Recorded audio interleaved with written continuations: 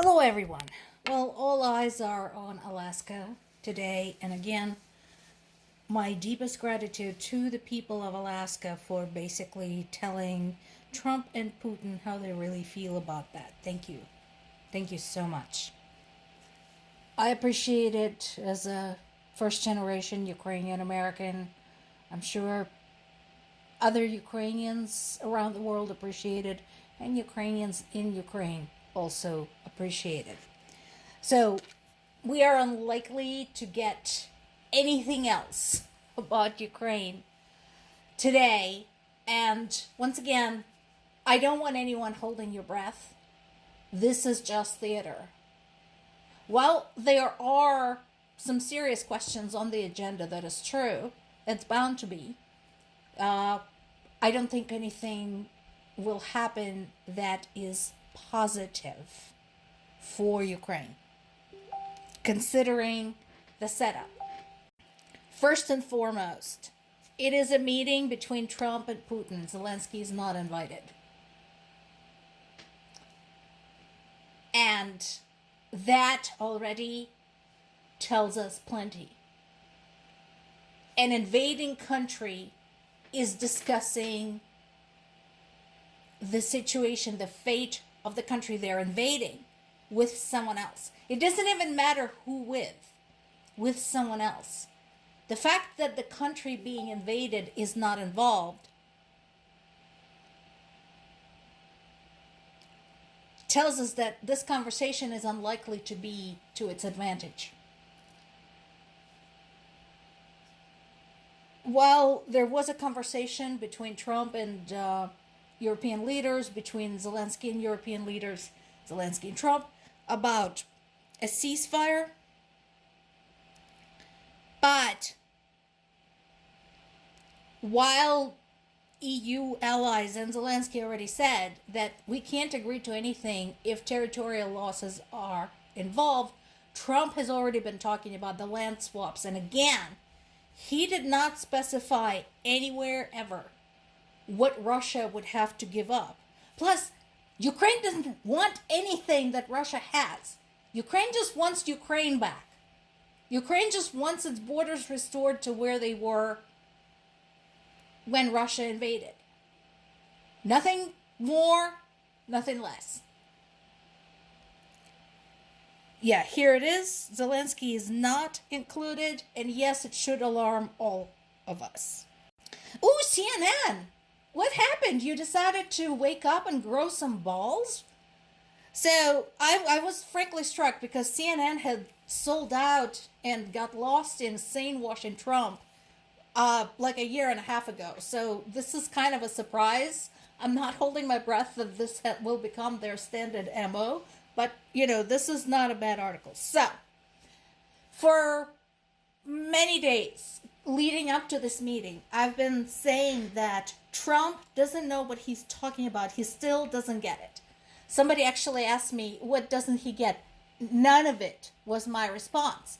He doesn't understand the history between Ukraine and Russia.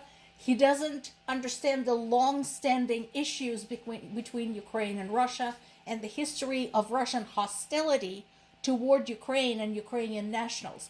He doesn't understand why Russia invaded. He doesn't know any of it. So with that in mind, this is like this massive slab of ignorance going into this talks. So CNN decided to fact check them. And again, I'm shocked because what happened, CNN? You grew a conscience? What? Anyway, so here's what they have. Trump said that the reason that Russian troops weren't able to get to Kyiv early in 2022 because the tanks got stuck in the mud. That is a lie. First of all, tanks are specifically designed to not get stuck. And yes, some vehicles and some troops did get stuck in the mud, but that happens numerous times because the roads are shite. Some of the roads from Russia into Ukraine are still, Soviet era construction. They're not terribly reliable, but the real reason why Russia was unable to get to Kyiv in 2 days like they were planning was the completely mind-blowing level of resistance at all levels, both by Ukrainian military and by Ukrainian civilians. And the fact that Trump is blaming it on the weather is frankly an insult to Ukrainian people who held this back and pushed this back. So there's literally like no evidence that this, the mud, was the reason.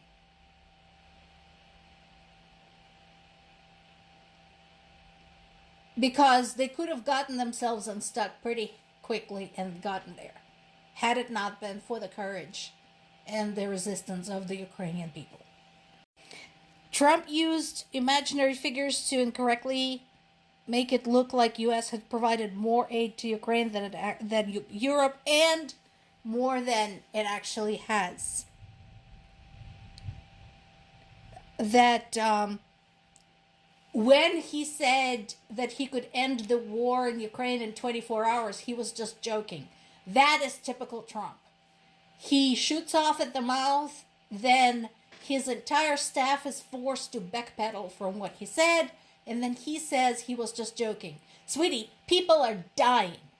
Children are being murdered hours after they're born, along with their mothers. You don't fucking joke about shit like that.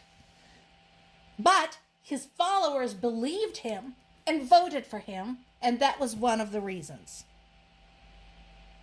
He falsely claimed that Ukraine had started the war. That is just absurd. That he falsely stated that half of U.S. aid money is missing, and Zelensky admitted to it. That too is a lie. Neither one of those things is true. Zelensky admitted no such thing, and no, half of the money is not missing. And there's also a fairly decent breakdown in this of U.S. aid versus European aid. I talked about this in the past. There's numerous fact checks, including by some very intelligent people who are very good at global finance. I'm not going to rehash that. Go find that. Or you can go find this article on CNN and click on the links. So, what is everybody looking at or hoping to at least hear about? Territory, of course. We already know Russia wants the rest of the Donetsk region just for the ceasefire. And then, to end the war, they want Donetsk, Luhansk, Kherson, and Zaporizhia.